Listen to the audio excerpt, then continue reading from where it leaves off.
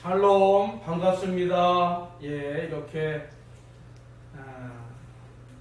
코로나19로 이렇게 유튜브 영상 예배로 드리게 되었습니다. 우리 성도님들 여러 가지 열악한 상황이지만 또 주일 거룩한 예배로 지금부터 영상 예배를 드리도록 하겠습니다. 예배 앞서 하나님 앞에 찬송가 314장 함께 찬송 드리고 예배를 시작하도록 하겠습니다.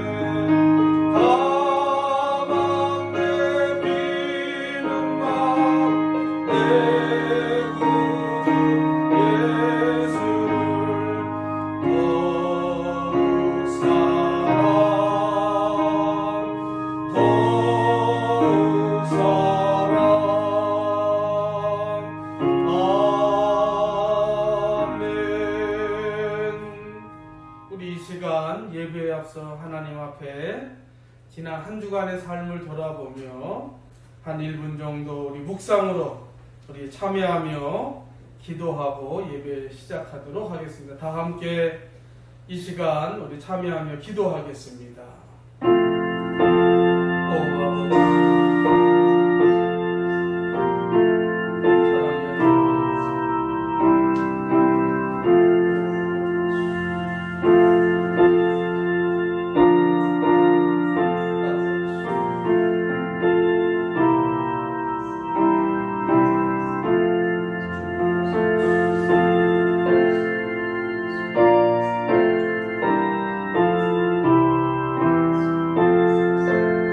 아버지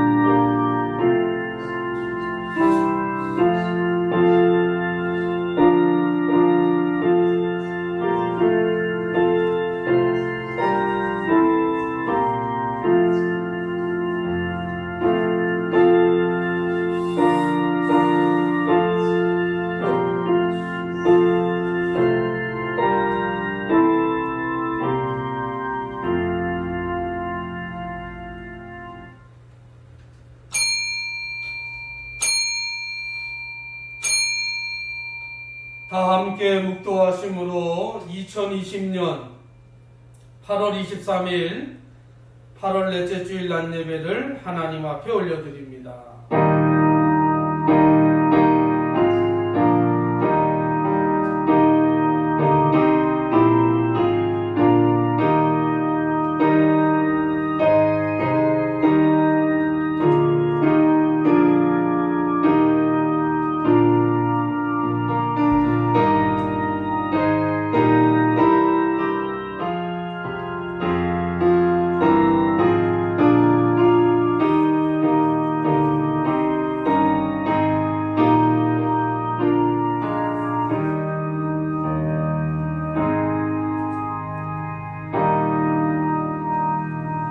우리 다 함께 찬송가 2장으로 하나님 앞에 영광 올려드리겠습니다.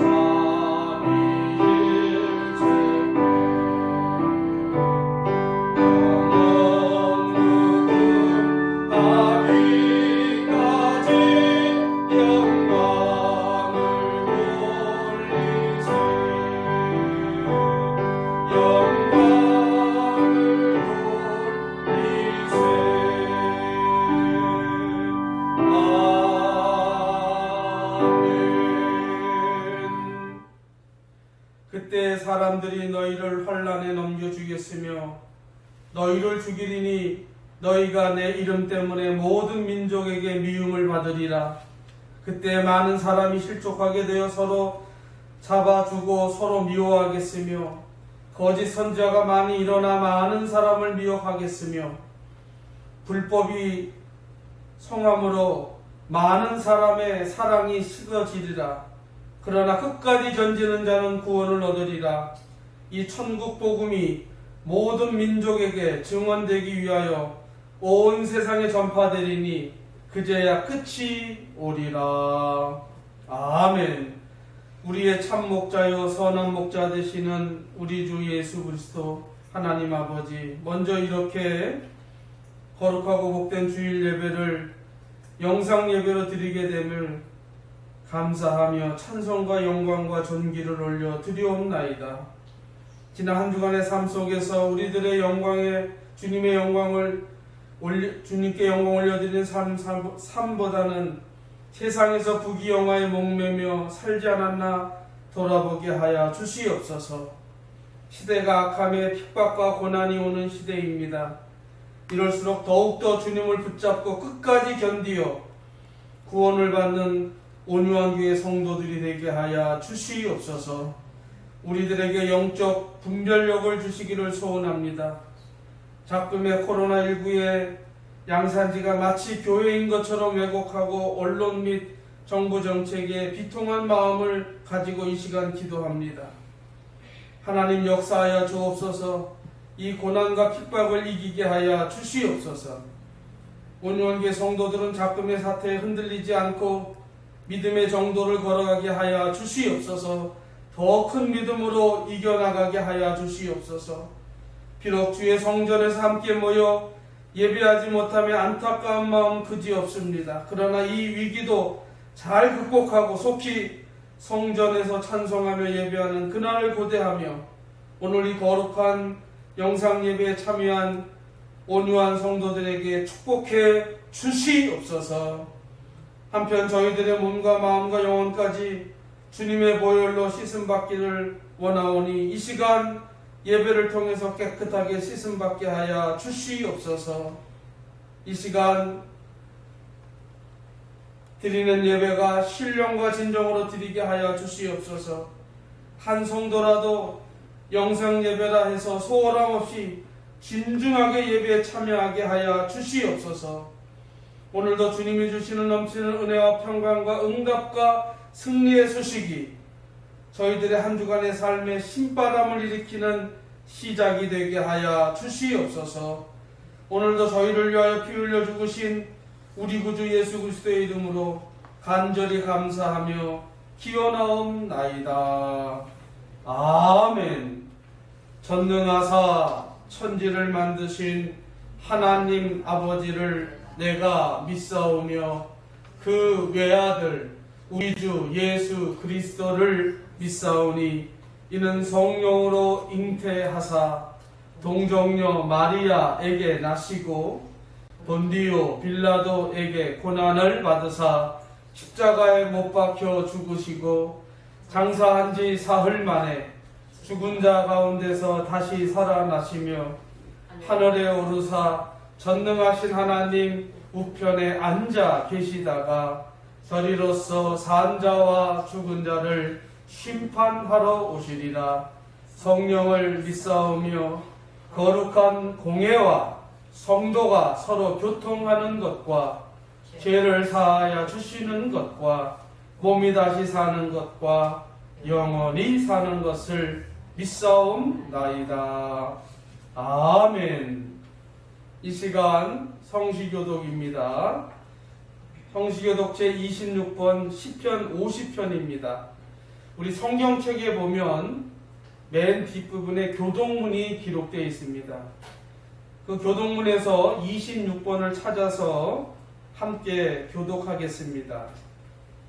제가 조금 시간 드릴 테니까 성경 찬송가 뒤에 보면 교독문이 기록되어 있습니다.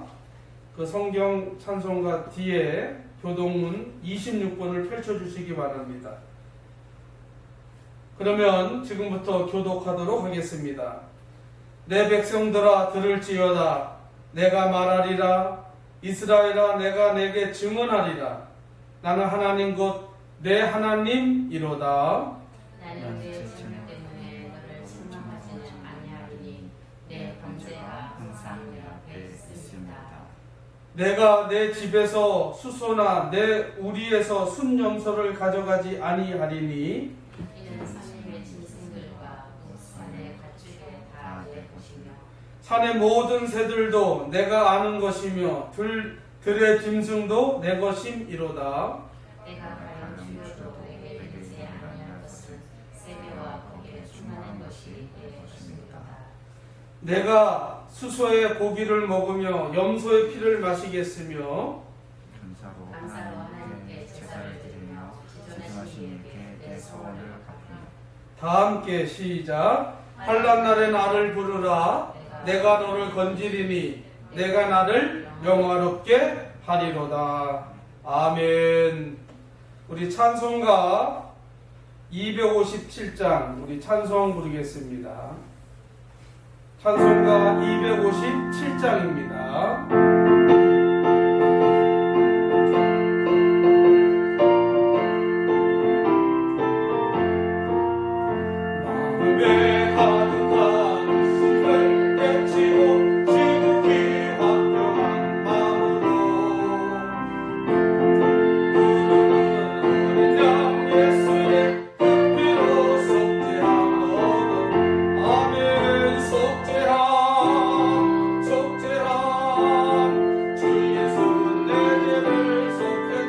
할렐루야 소리를 아파요 함께 찬송하세.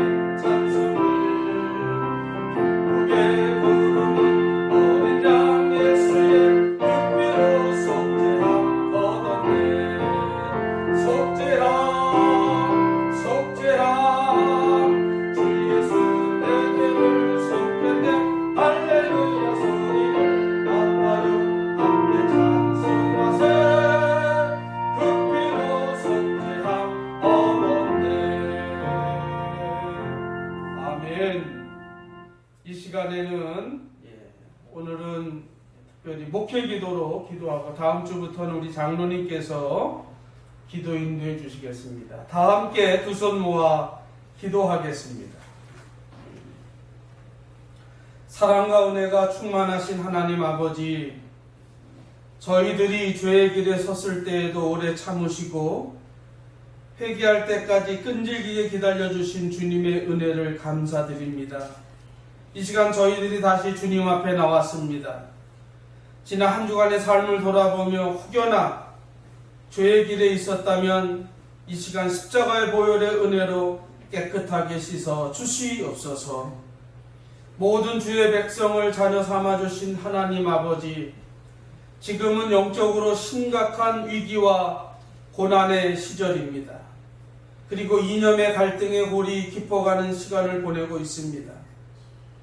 또한 코로나19의 창고를 빌미로 성삼위 하나님께 성전에서 예배드림이 제약받고 있는 실정입니다. 사랑의 주님, 바라고 원하옵기는 이 정부가 하나님을 업순여기지 않도록 역사해 주시옵소서. 하나님을 두려워하는 위정자들 되게 하여 주시옵소서. 하나님의 공의로움을 두려워하게 하여 주시옵소서. 그리고 속히 이 코로나19 감염병이 퇴치되게 하시며 온 국민들이 모든 삶의 터전에서 회복되게 하여 주시옵소서. 위로와 평안의 주님, 지금 한국교회 성도들이 고통당하고 있습니다. 심령이 갈급합니다. 역사해 주시옵소서. 또한 그동안 성전에서 마음껏 찬송하고 기도하고 예배드림이 얼마나 큰 감사요 행복이었음을 깨닫게 됩니다. 모쪼록 이 위기가 기회가 되게 하시고 더욱 복음이 확장되는 기회가 될 수 있도록 성령 하나님이여 역사하여 주시옵소서. 지금 각처에서 온유한 교회 성도들이 유튜브 영상으로 예배를 드리고 있습니다. 이 유튜브 영상 예배로 주일을 성수하고 있는데 이 예배 또한 하나님 은혜가 넘치는 예배가 되게 하시고 이 영상 예배를 통하여서 성령의 충만한 은혜를 동일하게 부어 주시옵소서. 그리고 사랑하는 온유한 교회 온 권속들의 기도와 소원하는 일들, 응답받아야 할 기도 제목들, 그리고 건강을 해하는 모든 질병으로부터 치유되게 하시고 회복되게 하여 주시옵기를 간절히 바라고 원하옵나이다. 우리 온유한 교회 성도들은 이 위기를 슬기롭게 대처하여 승리하게 하옵소서. 그리고 신앙의 본질과 가치가 더욱더 숭고해지게 하여 주시옵소서. 그래서 우리 온유한 교회 성도들 모두에게 내 안에 사시는 그리스도를 고백하며 살게 하여 주시옵소서. 이 시간 온 가족이 함께 영상 예배 앞에 모였습니다. 이 예배가 진행되는 시간 동안 잡생각에 또는 잡념에 빠지지 않고 예배에 집중하게 하여 주시옵소서. 그래서 이 예배가 거룩하고 복된 예배가 되게 하여 주시옵소서. 이제 예배 첫 시간입니다. 마치는 시간까지 성삼위 하나님께 영광 올려드리며 예배하는 우리 모든 주의 권속들에게는 신령과 진정으로 예배하오니 이 거룩한 예배를 받아 흠양해 주시옵소서. 예수님의 이름으로 간절히 감사하며 기도하옵나이다. 아멘.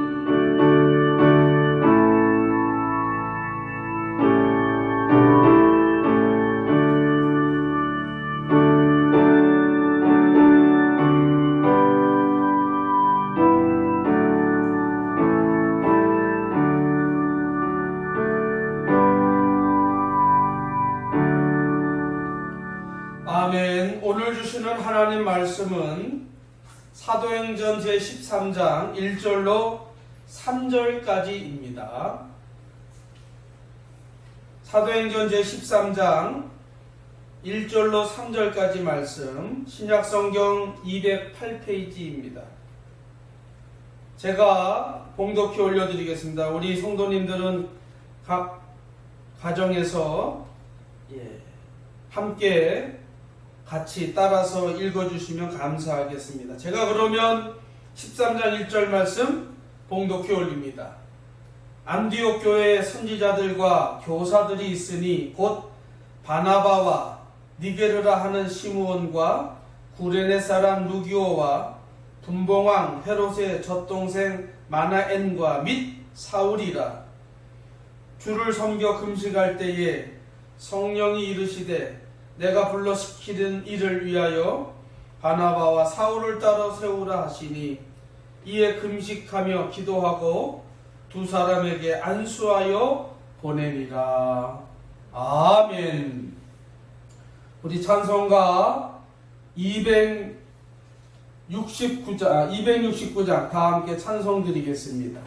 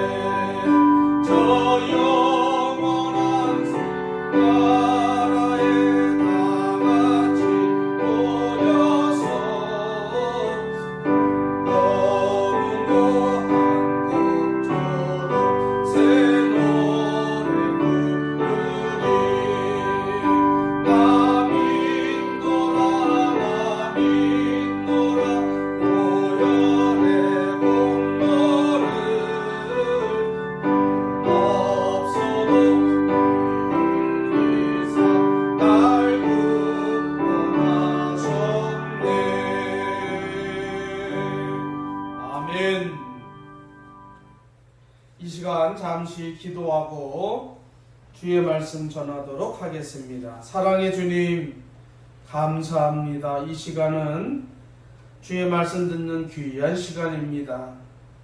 이 시간 말씀을 통해서 우리의 가슴이 뜨거워지게 하시고 말씀을 통해서 다시 한번 복음으로 무장하는 이 시간 되게 하여 주시옵소서.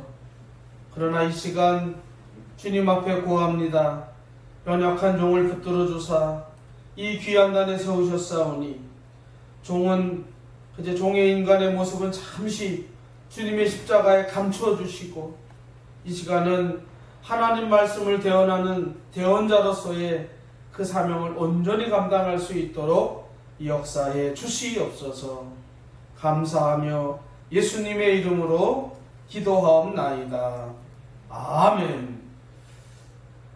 우리 인사하겠습니다. 샬롬. 샬롬. 예, 반갑습니다.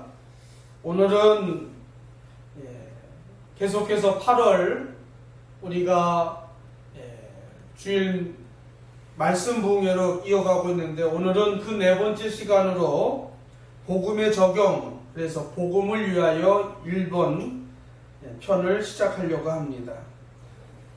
우선 이렇게 코로나19가 창궐해서 함께 대면해서 예배를 드릴 수 없는 그 마음, 또 그 안타까운 마음은 그지없습니다.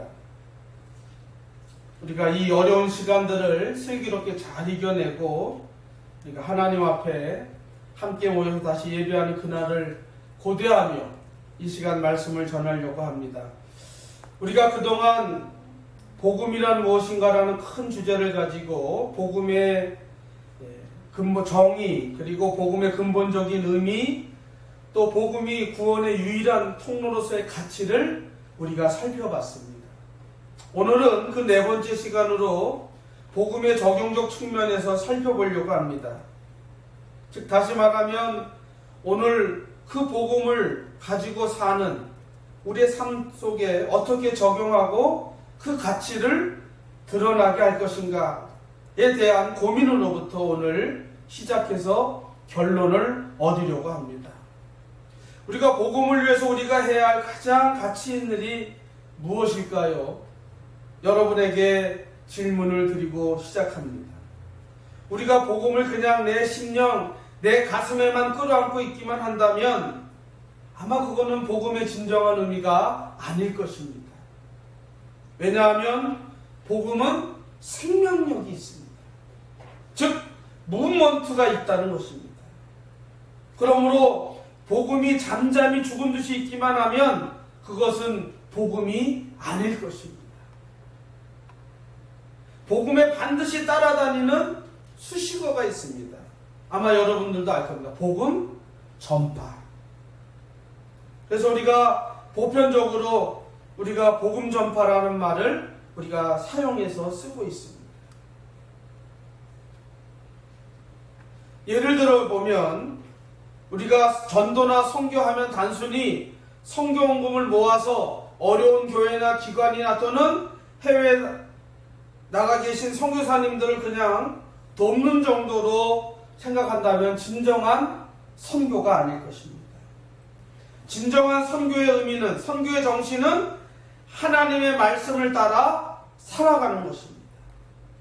그러므로 선교나 전도는 복음을 전파하는 일입니다. 현재 우리나라에서는 복음을 전파하는 일을 두 가지 말로 표현하고 있습니다.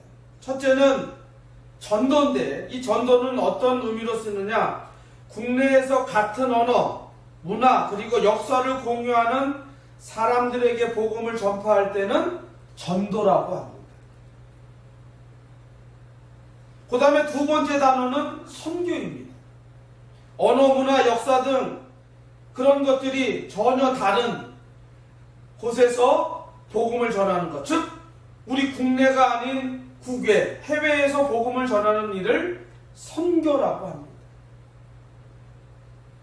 이런 이야기가 있습니다. 어느 날 어떤 영업사원이 열심히 물건을 팔려고 했지만 큰 건수를 놓치고 돌아왔습니다. 돌아와서 직장 상사에게 아쉬움을 토로합니다.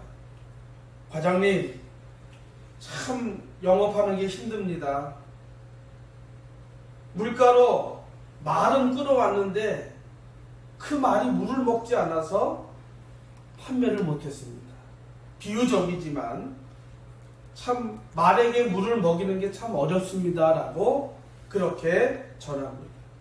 그러니까 이 직장 상사인 이 과장님이 이렇게 얘기합니다. 이봐 김대리, 내 말을 좀 들어보게. 자네의 영업 노하우를 좀 바꿔보게. 말에게 물을 먹이는 것보다 더 좋은 방법은 어떻게다? 말을 목마르게 하는 거예요. 그렇습니다. 복음 전하는 일도 이와 같습니다. 저와 여러분의 삶이 예수 그리스도로 충만해져 있으면 복음을 알지 못하는 사람들로 하여금 복음에 대한 갈급함을 느끼게 된다는 것입니다. 왜 저 사람은 저렇게 행복하게 살까? 왜 저 사람은 복음으로 말미암아 기쁘게 살까? 그 아름다운 모습을 보면서 믿지 않는 사람, 복음을 알지 못하는 사람이 복음에 대한 갈증을 느끼게 된다는 것입니다. 그러므로 우리가 먼저 복음으로 말미암아 성령 충만한 삶, 행복하게 살아가는 삶, 선하며 섬기는 삶을 살아갈 때 그 삶의 향기가 어떻게 해요? 그대로 풍겨날 때 믿지 않는 사람들이 복음에 대한 갈급함을 가지게 된다는 것입니다. 야, 저 친구는 참 행복하게 사는구나. 저 친구는 참 기쁘게 사는구나. 저 친구에게는 뭐가 있기에 저렇게 얼굴에 늘 미소가 있고 웃음이 있을까? 믿지 않는 친구들이 그 믿는 친구에게 가까이 갑니다. 알고 보니까 뭐예요? 그 안에 복음이 있었다는 것입니다. 사랑하는 성도 여러분, 우리가 복음의 향기를 드러내는 일은 아무것도 아닌 것 같아도 굉장히 중요한 일입니다. 이제 본문으로 돌아와서 이 사도행전 13장은 여러 가지 별명이 있는데 저는 이 사도행전을 선교행전이라고 별명하고 싶습니다. 사도행전 13장을 그래서 저는 선교행전 13장이라고 부르고 싶습니다. 왜 그렇습니까? 사도행전에는 초대교회 최초의 이방교회인 이 안디옥 교회, 그리고 그 안디옥 교회가 복음을 전하는 교회로서에 관한 내용을 아주 잘 기록하고 있습니다. 우선 안디옥 교회를 개척한 예루살렘 교회는 성령의 역사로 말미암아 짧은 시간 안에 큰 교회로 성장하는, 최소한 남자만 3,000명 이상이 모이는 그런 큰 교회로 성장했습니다. 그런데 이렇게 수적으로 부흥하는 과정 속에서 어려움이 생겼습니다. 즉 구제 문제로 말미암아 교회가 분란에 봉착하게 됩니다. 그래서 교회는 이러한 문제를 해결하기 위해서 집사를 안수해서 교회를 나누고 처리합니다. 그 결과 이 예루살렘 교회는 든든하게 세워가는 교회로 부흥합니다. 그러는 과정 속에서 로마의 핍박으로 예루살렘 교회 성도들이 흩어지기 시작합니다. 그리고 그 흩어졌던 성도들과 집사들이 흩어져서 복음을 전하는데 그 중에 몇 사람이 이 안디옥 교회를 세웁니다. 이 안디옥 교회는 주축교회인 예루살렘 교회와 비교한다면 비교가 되지 않을 만큼 연약한 교회입니다. 작은 교회입니다. 그럼에도 불구하고 아주 모범적인 교회로 우리에게 다가옵니다. 이 시간 우리 온유한 교회도 이 안디옥 교회처럼 전도와 선교를 위한 좋은 모델이 되는 그런 사모하는 마음으로 이 안디옥 교회를 통해서 우리가 복음의 적용, 복음을 위해서 우리가 어떤 일을 해야 되는가 살펴보려고 합니다. 그 첫 번째 대지는 안디옥 교회는 복음 전파를 위하여 일꾼을 세웠다는 것입니다. 사랑하는 성도 여러분, 오늘 안디옥 교회에는 다양한 일꾼들이 있었습니다. 오늘 본문 1절에 보면 이렇게 시작합니다. 안디옥 교회에 선지자들과 교사들이 있으니 곧 바나바와 니게르라 하는 시므온과 구레네 사람 루기오와 분봉왕 헤롯의 젖동생 마나엔과 및 사울이라 했습니다. 이처럼 안디옥 교회는 다양한 일꾼이 세워졌습니다.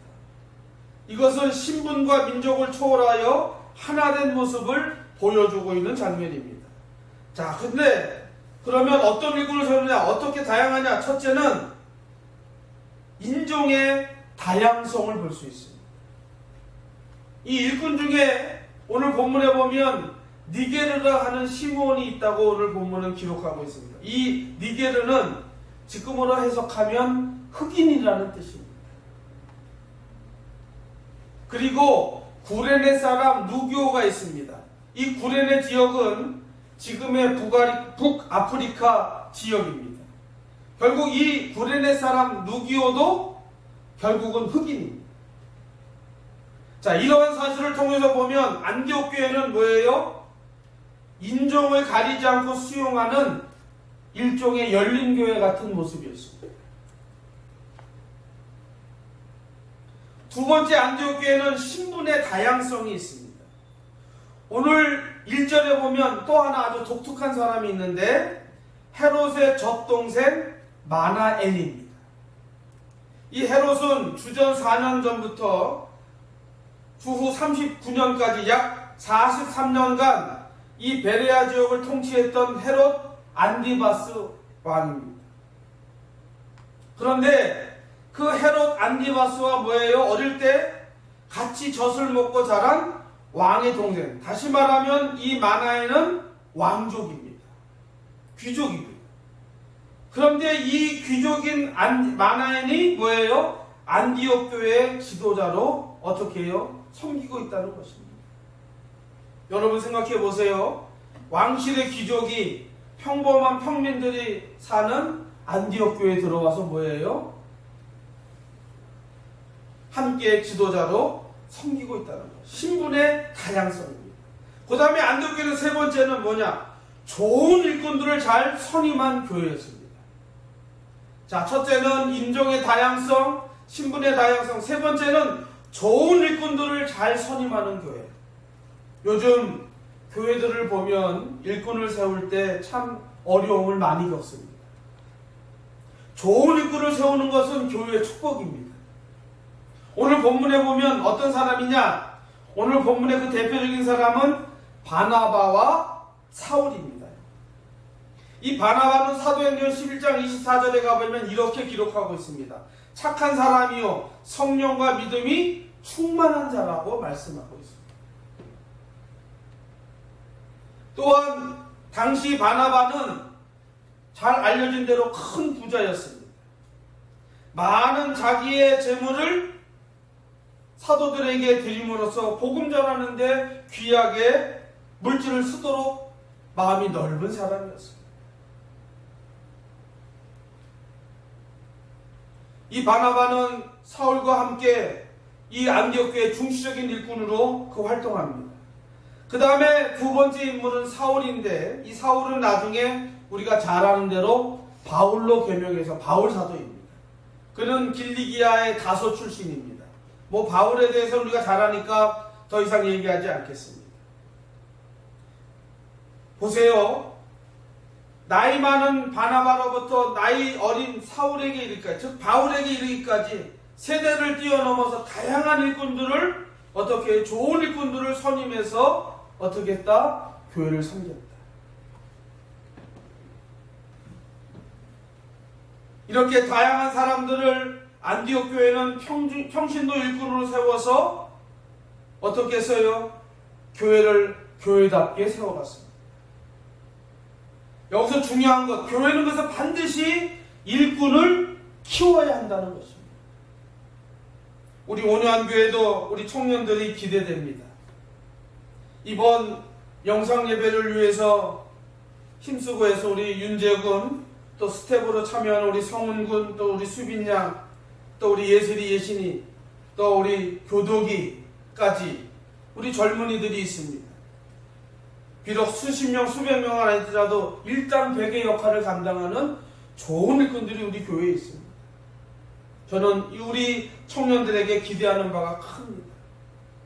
이렇게 죄송하지만 작은 교회가 영상 예배 드리는 게 사실은 쉽지 않습니다.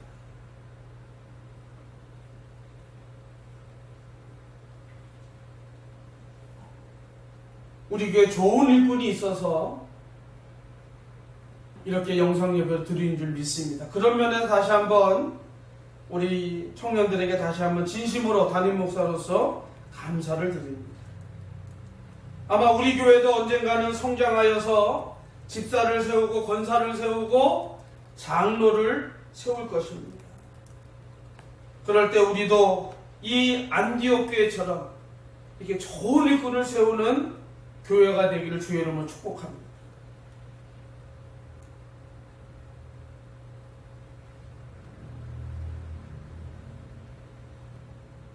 또한 교회를 통해서 세우는 이런 직분은 하나님의 명령입니다. 우리는 반드시 그 명령에 아멘으로 순종하며 복종해야 될 줄 믿습니다. 전에도 말씀드렸지만 교회 직분을 내 기분에 따라 받으니 안 받으니 그 할 선택권이 없습니다. 교회의 명령은 곧 하나님의 명령입니다. 교회가 결정한 일에 순종하고 우리가 잘 섬기는 것이 우리 직분자로서 중요한 일입니다. 만약에 이 하나님의 명령에 대해서 불평하거나 불순종한다면 결국 하나님을 무시하는 일이며 또 그것은 결코 자기에게 좋은 유익이 없다는 거 우리가 꼭 기억하시기 바랍니다. 히브리서 13장 17절에 가보니까 이런 말씀이 있습니다. 너희를 인도하는 자에게 순종하고 복종하라. 그들은 너희 영혼을 위하여 경성하기를 자신들이 청산할 자인 것 같이 하느니라. 그들로 하여금 불구함으로 이것을 하게 하고 근심으로 하지 말게 하라. 그렇게 하면 너희에게 유익이 없느니라 했습니다. 앞으로 우리 교회는 계속해서 좋은 일꾼을 세워나갈 것입니다. 좋은 여집사님, 남집사님, 장로님, 권사님 우리가 세워나갈 것입니다. 그럴 때마다 우리도 이 안디옥 교회 우리 일꾼들처럼 순종하며 그 역할을 또 그 직분을 잘 감당하는 우리 온유한교회 성도 되기를 주의 이름으로 축복합니다. 큰 두 번째로, 자 그렇다면 안디옥 교회 성도들은 어떤 또 중요한 의미가 있냐? 바로 예배 중심의 삶을 살았다는 것입니다. 오늘 본문 2절에 보면 이렇게 시작합니다. 주를 섬겨 금식할 때에 되어 있습니다. 여기서 이 주를 섬긴다는 말은 예배를 드린다는 말입니다. 그래서 세번역 성경, 우리가 쓰고 있는 이 성경은 개역 개정판인데 세번역 성경이라 해서 쉽게 말하면 현대어로 된 성경인데 거기에 보면 이렇게 번역하고 있습니다. 주를 예배하며 금식하고 있을 때에 이렇게 되어 있습니다. 여러분 잠시 예배에 대한 정의를 한번 살펴본다면 예배는 하나님을 사랑하는 자들의 믿음의 표현이요 마음의 표현입니다. 그러므로 예배는 그리스도인의 삶의 가장 중요한 중심이며 그 중심의 가장 중요한 것은 중보자 예수 그리스도와 성경 66권 책 그리고 예배 드리는 자, 즉 성도들입니다. 이것이 예배를 예배되게 하는 가장 중요한 요소입니다. 자, 그런데 오늘 안디옥 교회는 예배 드릴 때 한 가지 더 그냥 드리지 않고 어떻게 했느냐? 금식하면서 예배를 드렸다고 했습니다. 무슨 말입니까? 그만큼 금식하며 집중하며 예배를 드렸는데 어떤 일이 벌어졌느냐? 하나님의 음성이 들립니다. 2절 후반절에 보니까 성령이 이르시되 내가 불러 시키는 일을 위하여 바나바와 사울을 따로 세우라 하시니, 바로 금식 기도의 응답입니다. 그러므로 하나님의 기대는 내가 시키는 일을 위하여, 즉 선교를 위하여 일꾼들을 세우는 것이었습니다. 사랑하는 성도 여러분, 우리도 살아있는 예배, 리빙 워십이라고 말합니다. 살아있는 예배를 드리며 하나님의 음성을 들어야 합니다. 하나님의 음성을 듣는 자마다 복음에 목숨을 걸고 주님을 위하여 헌신하게 됩니다. 예배가 죽을 때 믿음이 죽습니다. 예배가 죽을 때 교회가 죽고 선교가 죽고 전도가 죽습니다. 예배가 죽으면 교회도 죽습니다. 그러므로 우리는 성령 충만한 예배, 감격 있는 예배, 하나님의 음성을 듣는 예배가 우리 온유한 교회 예배가 되어야 될 줄 믿습니다. 이런 교회, 이렇게 열정이 넘치는 교회는 어떤 일이 벌어지느냐? 기도의 불이 타오릅니다. 복음의 열정이 회복됩니다. 전도와 선교의 불이 타오르게 됩니다.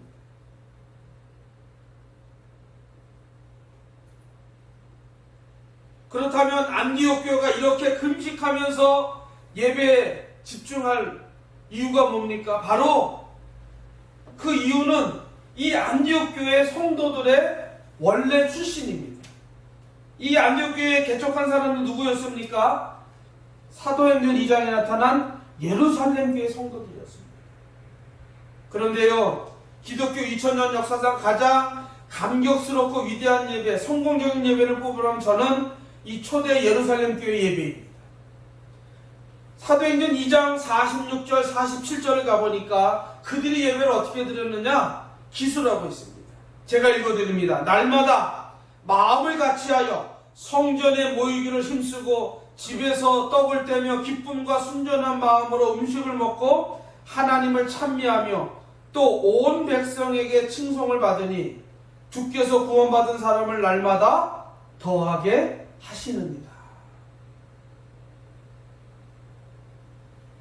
예루살렘 교회 성도들은 날마다 예배 드리는 것을 기쁨으로 삼고 최선을 다했습니다. 그들은 날마다 성전에서 모여 예배 드리고 또 집에 모여서 함께 찬송하고 떡을 떼며 예배했습니다. 사랑하는 성도 여러분, 우리 온유한 교회 역시도 다른 것보다도 많이 있지만 가장 중요한 것 예배입니다. 이렇게 영상 예배 드리는 이유도 딱 하나입니다. 예배를 사모하기 때문에. 비록 우리가 대면 예배를 드릴 수 없는 지금 상황이기 때문에 부득불 비대면 영상 예배로 드립니다.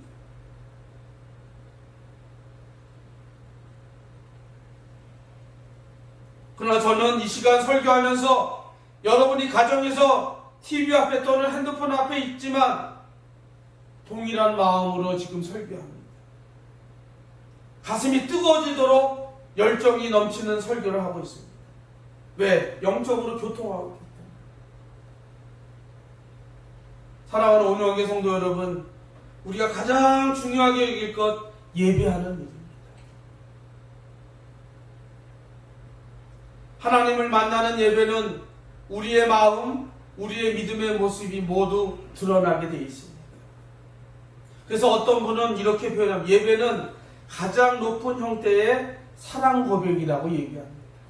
저도 이 말에 100% 동감합니다. 예수님은 직접 말씀하셨습니다. 아버지께 참되게 예배하는 자들은 신령과 진정으로, 즉 영과 진리로 예배할 때가 오나니 곧 이때다. 아버지께서는 자기에게 이렇게 예배하는 자들을 찾는다고 요한복음 4장에 말씀하고 있습니다. 그러므로 여러분들은 교회에서나 가정에서 예배 본을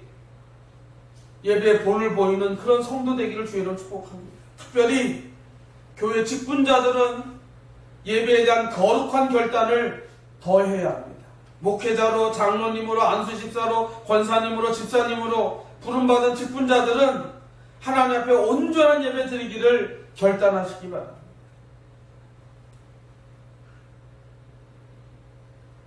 예배가 무너지면 전체가 무너집니다. 제가 청년 사역할 때 가장 많이 했던 말 중에 하나가 뭐예요? 예배 성공자가 인생도 성공한다는 말을 가장 많이 했습니다.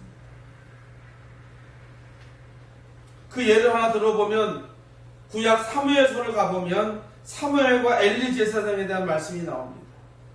하나님 앞에서 제사를 드리는 제사장 가문 엘리 가정이 완전히 패가망신합니다. 두 아들은 전쟁으로 말미암아 죽고 아버지 제사장 엘리도 결국 그 소식을 듣고 죽고 맙니다. 그 반면에 사무엘은 하나님의 은혜 아래 복된 삶을 살아가게 됩니다. 근데 성경에 보니까 왜 엘리 제사장 가문은 망하고 사무엘은 하나님 축복받느냐? 분명하게 기록하고 있습니다. 사무엘상 2장 30절 말씀. 그러므로 이스라엘의 하나님 나 여호와가 말하노라. 내가 전에 내 집과 내 조상의 집이 내 앞에 영영히 행하리라 하였으나 이제 나 여호와가 말하노라. 결단코 그렇게 아니하리라. 나를 존중히 여기는 자를 내가 존중히 여기고 나를 멸시하는 자를 내가 경멸히 여기리라 했습니다. 우리가 잘 아는 대로 엘리 가문의 이 제사장 자녀들이 하나님을 어떻게 해요? 만홀히 여겼습니다. 존중히 여기지 않았습니다. 그 결과 예배가 실패되고 결국 예배 때문에 엘리 제사장 가문이 패망하게 됩니다. 반대로 사무엘은 믿음으로 여호와 하나님을 섬김으로 영광을 올려드립니다. 그래서 어느 설교가는 그렇게 표현했어요. 엘리 가정은 지는 해라면 사무엘 가정은 뜨는 해라고 표현하고 있습니다. 사랑하는 성도 여러분, 무엇보다도 예배를 위해서 정성을 투자하시기 바랍니다. 한 번을 예배 드려도 목숨 걸고 예배 드리는 마음으로 정성을 다해야 될 줄 믿습니다.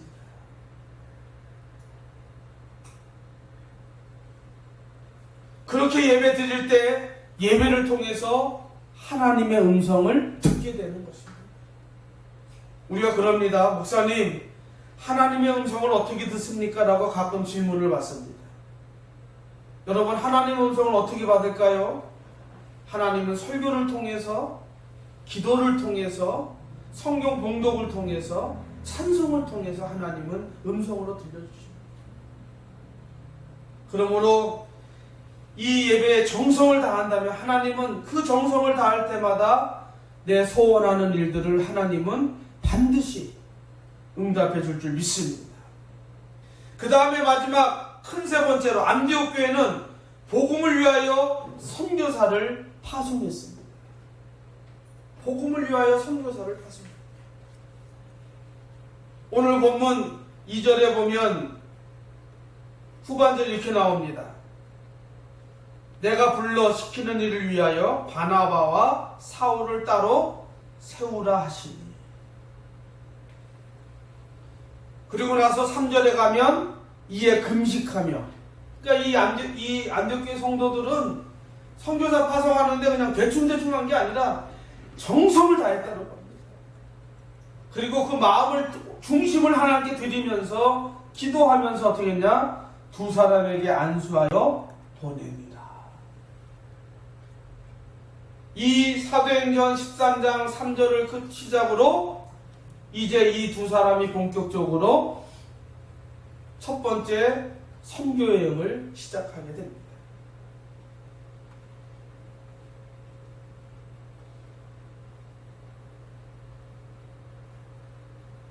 지금 눈을 들어 세계를 바라보면 세계 각국에서 우리를 오라고 부르고 있습니다.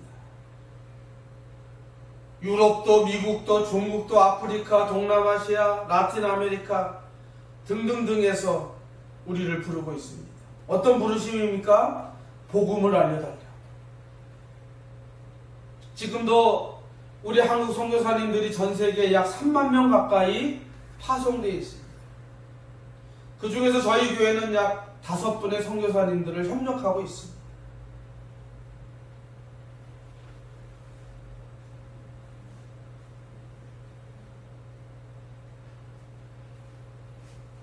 사람들은 말합니다. 선교하자고 하면 우리 교회 크게 유익도 없는데 돈만 들고 그걸 합니까? 라고 말하지만 그러지 않습니다. 선교는 우리의 선택이 아니고 우리 주님의 명령이자 부탁입니다.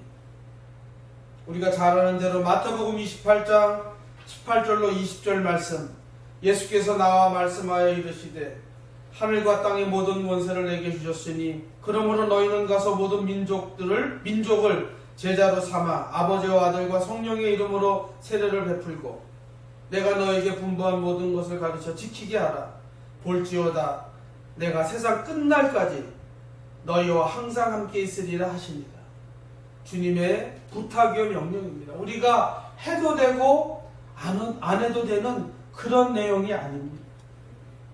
그러므로 전도와 선교는 사명이며 헌신이며 희생입니다. 하나님께서는 이 세상 구원을 위해서 하나밖에 없는 외아들을 예수 그리스도를 우리에게 내어주셨습니다. 우리도 전도와 선교를 위해서 물질도 희생하고 시간도 맞춰서 이 일을 해야 합니다. 여러분, 선교는 실패의 두려움을 갖지 않기 바랍니다. 선교와 전도는 실패가 없습니다.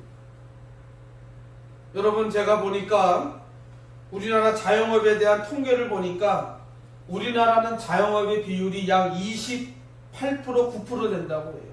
미국은 6.6%, 영국은 11.7%, 프랑스는 6.8%, 일본은 12.3%에 비해서 상당히 높은 비중을 차지하고 있습니다. 그런데 통계청의 발표에 의하면 1년에 문을 여는 음식점이 12,000개라면 문을 닫는 음식점이 13,000개라고 합니다. 12,000개보다 1,000개가 더 많이 문을 닫는다는 것입니다. 이렇게 세상은 실패하는 일들이 있습니다. 그런데요, 결코 전도와 선교는 투자하면 실패가 없습니다. 반드시 하나님은 전도와 선교에 투자하면 그 복음의 열매를 맺게 합니다. 오늘 제가 한국교회, 한국선교의 초창기 시절에 유명한 일화를 소개하면서 오늘 설교의 결론을 내려고 합니다. 우리나라는 잘 아는 대로 5,000년 역사 이래 하나님 말씀이 들어오지 않았었습니다. 1884년 미국의 언더우드와 아펜젤러 선교사님이 복음을 들고 와서 복음을 선포했습니다. 공식적으로는 한국교회 선교 시작은 1884년으로 우리가 하지만 그 이전에 1866년에 풀네임이 로버트 저메인 토마스라고 하는 목사님이 통역관 신분으로 들어와서 복음을 전합니다. 우리가 잘 아는 대로 프랑스의 제네랄 셔머노의 통역관으로 같이 동승해서 당시 27살의 토마스 목사님이 들어오십니다. 들어오셔서 이 토마스 선교사님은 제대로 조선 땅에 발도 내딛지 못하고 내리자마자 대동강변에서 순교를 당하십니다. 근데 이 토마스 선교사님이 순교하면서 이렇게 기도했다고 합니다. 하나님 아버지, 말씀이 떠내려가는 이 강유역에 있는 모든 사람들이 속히 말씀을 받아서 복을 받게 하여 주시옵소서. 그러면서 이 토마스 선교사님이 갖고 있던 성경을 이 대동강변에 뿌리게 됩니다.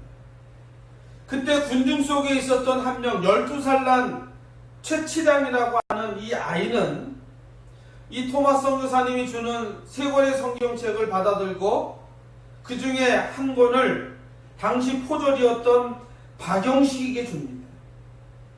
이 포졸이었던 박영식은 집에 가서 그 성경책을 찢어가지고 집에 도배지로 사용합니다.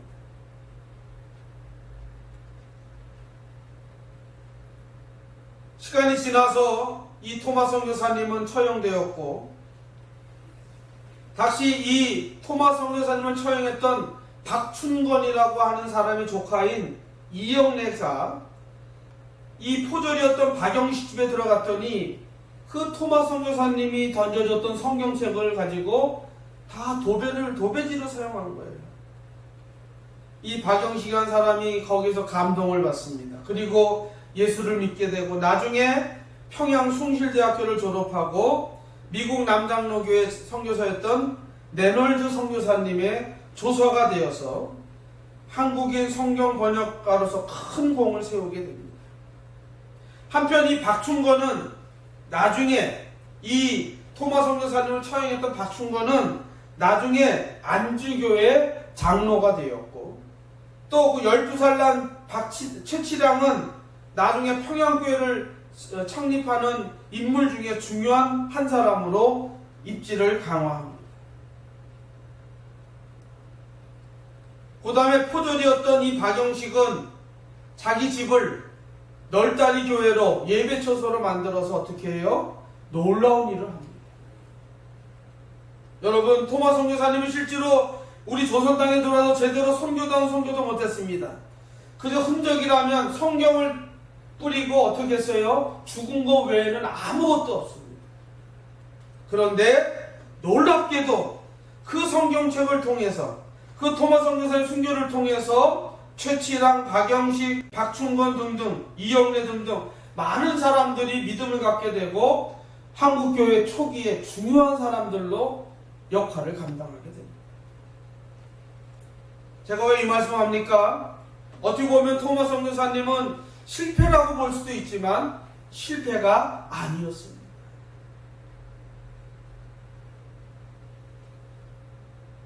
그가 기도합니다. 이 대동강 유역에 있는 사람들 모두에게 복음이 들어가게 하여 주시옵소서. 그 기도대로 당시 평양에 있던 많은 사람들이 대동강변에 있던 많은 사람들이 예수를 믿게 되고 초기 한국교회의 중시적인 임무를 감당합니다.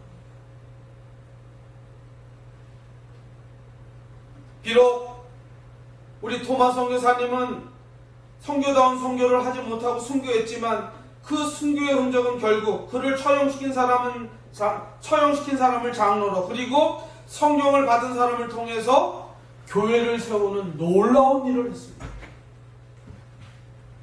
사랑하는 성도 여러분, 말씀이 전해질 때 마음의 문을 넓게 열고 그 말씀을 받아들이는 사람이나 민족은 반드시 하나님의 놀라운 은혜를 어떻게 된다? 체험하게 된다. 할렐루야.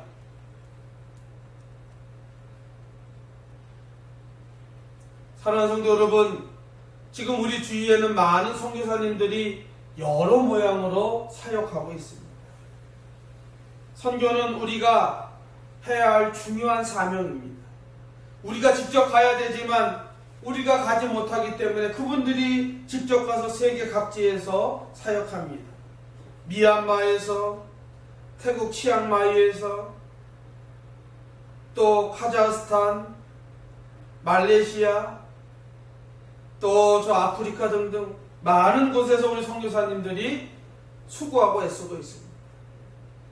우리가 직접 가서 복음을 전하지 못하지만 이분들을 후원함으로써 우리는 복음에 동참하고 선교에 동참하는 겁니다. 한 가지 분명한 것, 우리가 선교비만 준다고 동참이 아니라 뭐예요? 기도로 동참해야 합니다. 할렐루야. 우리가 기도로 동참해야 됩니다. 이 시간 간절히 바라기는 우리 각 가정에서 성경헌금만큼이나 감사헌금만큼이나 성경헌금을 꼭 해주시기 바랍니다.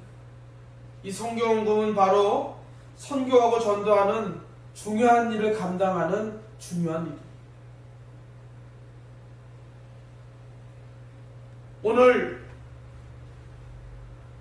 복음이란 무엇인가에 대한 복음의 적용적임에서 특별히 복음을 위해서 헌신하는 전도와 선교에 대해서 말씀했습니다. 안디옥 교회는 그 바로 대표적인, 아주 선교의 대표적인 모델이 되는 교회입니다. 많은 교회들이, 한국에 있는 많은 교회들이 이 안디옥 교회의 선교의 본을 받기 위해서 교회 이름을 안디옥 교회라고 장명하고 교회를 세운 교회들이 많습니다.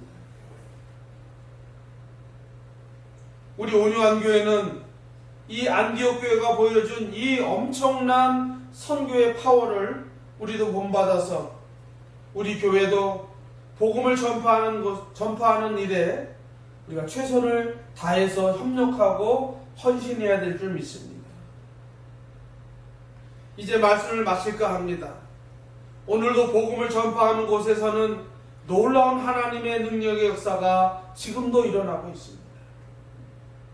복음이 전파되는 것은 지금도 기적과 능력이 나타나고 있습니다. 우리 온원교회 성도들, 바로 복음을 전하고 전파하는 이 놀라운 기적과 능력을 경험하는 우리 교회와 성도 되기를 이 시간 주님의 이름으로 축복하고 축원합니다. 기도하겠습니다. 사랑과 은혜가 충만하신 하나님 아버지 감사합니다. 오늘 복음이란 무엇인가 8월 주일 말씀 부흥의 4번째 시간으로 복음의 적용, 특별히 복음을 위해서 선교하고 전도하는 일이 얼마나 귀한 일인가를 오늘 우리가 깨달았습니다. 이 말씀을 우리가 받들고 우리 온유한 교회도 복음을 전하는 일에 협력하고 최선을 다할 수 있도록 도와주시옵소서. 아버지, 전 세계가 코로나19로 복음 전하는 것이 여간 여의치 않습니다. 그럼에도 불구하고 우리 아버지 하나님, 전 세계에 파송된 우리 선교사님들 그 현지에서 코로나19와 싸우며 최선을 다해서 복음을 전하고 있사오니 하나님 역사하시고 인도하시고 함께해 주시옵소서. 특별히 우리 교회가 협력하고 있는 우리 박노희 선교사님, 이성호 선교사님, 김종진 선교사님, 강성규 선교사님, 김종규 선교사님 특별히 주님 붙들어 주셔서 복음을 마음껏 전할 수 있도록 인도해 주시옵소서. 감사하며 예수님의 이름으로 기도하옵나이다. 아멘. 우리 찬송가 261장 찬송하면서 봉헌하도록 하겠습니다. 우리 봉헌하는데 우리가 각 가정에서 드리니까 이제 광고 시간도 하겠지만 헌금은 우리 교회 통장은 온라인으로 좀 보내주시면 감사하겠습니다. 그래도 여기 우리 현장에서 스태프들 예배 드리는데 우리 헌금 시간 갖도록 하겠습니다. 찬송가 261장 찬송 드리겠습니다.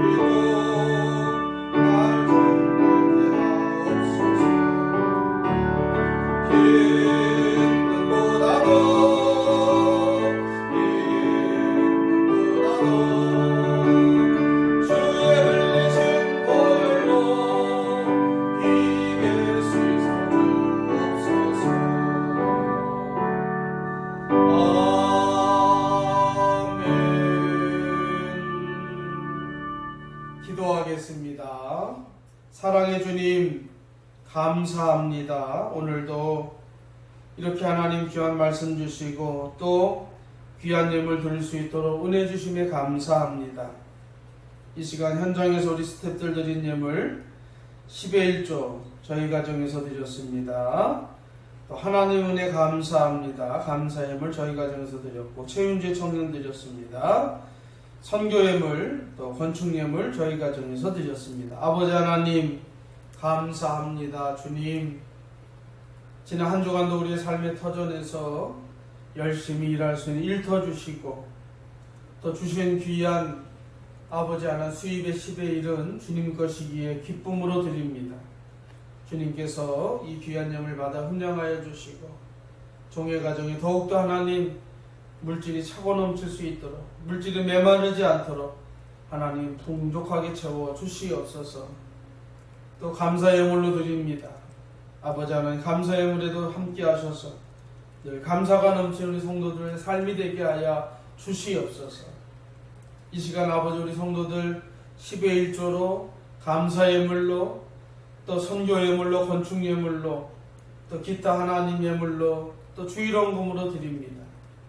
아버지 하나님, 그 예물에 복 내려주셔서 그 예물 드린 손길이 아버지 하나님, 하나님의 복을 받아서 물질이 차고 넘칠 수 있도록 도와주시고, 살면서 물질 때문에 어려움 당치 않는 우리 온유한교회 모든 성도들의 삶이 되게 하여 주시옵소서.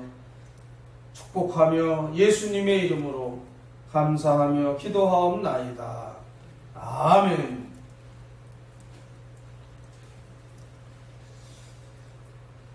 자, 우리 인사하겠습니다. 우리 가족끼리, 또 옆에 우리 샬롬, 또 우리 비록 서로 얼굴은 못 보지만 오른손 들어서 우리 샬롬.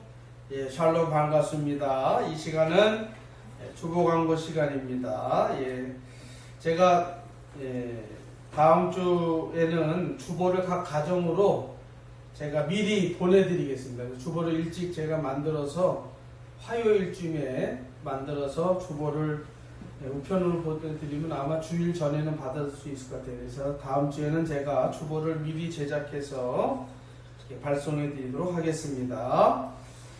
주보 광고 하겠습니다. 먼저 우리 8월의 기도 제목, 우리 그동안 잘 아는 내용이니까 넘어가고요. 그 다음에 3번입니다. 오늘부터 당분간 주일 예배가 비대면 예배인 유튜브 영상 예배로 진행됩니다. 온유한교회 유튜브 채널 이문동 온유한교회로 검색하시면 실시간으로 예배에 참여할 수 있습니다. 또 이미 자막에 나간 대로 예배 헌금은 우리 온유한교회 통장으로 송금해 주시면 감사하겠습니다. 그래서 국민은행 예금주는 온유한교회고요. 05360104148923입니다. 조금 귀찮더라도 그래도 하나님께 드리는 예배이기 때문에 헌금 없는 예배는 없습니다. 그래서 꼭 예배에 좀 헌금에 온라인으로 좀 동참해 주시면 다시 한번 감사드리겠습니다. 또 계속해서 다음 주까지 우리가 8월은 주일 말씀 부흥회로 진행되고 있습니다. 그래서 복음이란 무엇인가는 주제로 다음 주에까지 설교하도록 하겠습니다. 계속되는 무더위에 건강 유의하면서 생활하시기를 바라겠습니다. 당분간 새벽 기도와 수요 예배를 쉬겠습니다. 그래서 현재 정부에서는 9월 1일까지 비대면 예배를 실시하겠다고 뉴스에 나왔습니다. 그래서 만약에 9월 1일 이후에 비대면 예배를 해제하면 다시 성전에서 예배 드릴 수 있도록 하겠습니다. 그 사이는 힘들지만 각 가정에서 기도하면서 이 예배에 동참해 주시고, 또 더 이상 코로나19가 확산되지 않도록 기도하는 일도 우리에게 중요한 일입니다. 그래서 기도해 주시면 감사하겠고, 그 다음에 하반기 성경 통독 주간도 이 코로나19 뉴스를 보면서 탄력적으로 하겠습니다. 만약에 연장되면 이 또한도 연기하도록 하겠습니다. 그러나 만약에 8월 말로 8월 31일로 만약에 나라에서 비대면 예배를 해제하면 이 하반기 성경 통독 주간 하는 내용은 예정대로 진행하도록 하겠습니다. 다른 광고 없으면 우리 찬송가 우리 620장 우리 1절 찬송 드리고 축도하심으로 모든 예배를 마치도록 하겠습니다.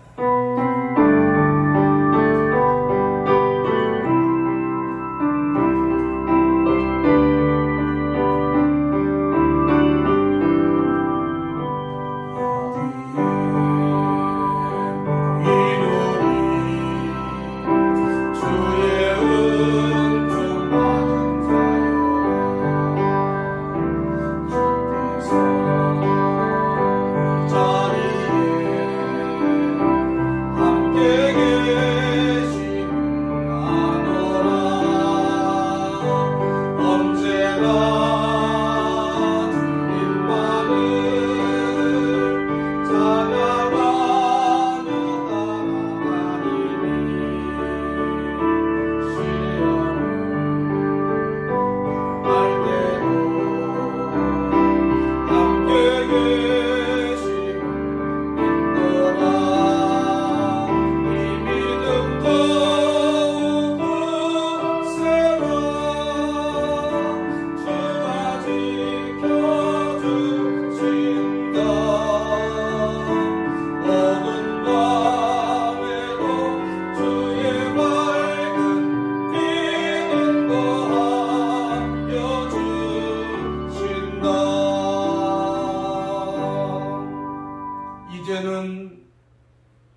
구주 예수 그리스도의 은혜와 하나님 아버지의 크고 놀라우신 사랑하심과 성령의 감화, 감동, 교통인도 역사하심이 오늘 복음의 적용, 특별히 전도와 선교에 헌신하는 안디옥 교회를 통해서 주신 귀한 말씀을 가지고 우리가 마음에 품고 이 복음 전파를 위해서 우리 온유한 교회 성도들이 최선을 다해서 헌신할 것을 다시 한번 마음에 굳게 다짐하고 새기며 또 주신 귀한 교훈의 말씀을 가지고 한 주간도 힘있게 살아갈 것을 다짐하며 고개 숙인 사랑하는 우리 온유한 교회 성도들 머리 위에와 한 주간의 삶과 가정과 자녀들 그리고 자녀들의 가정 위에 그리고 사랑하는 우리 교회와 이 나라 이 민족 위에 그리고 전 세계에 파송되어 있는 우리 선교사님들 머리 위에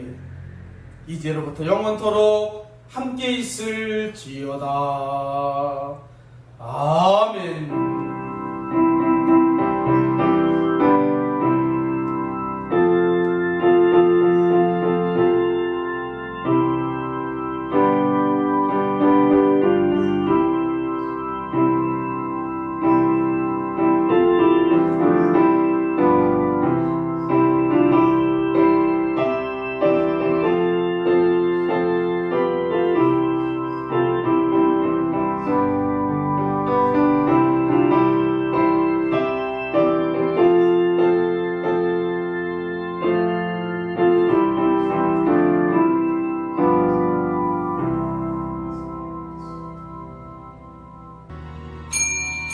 이상으로 주일날 예배를 마치도록 하겠습니다. 한 주간도 평안하시기 바랍니다. 샬롬.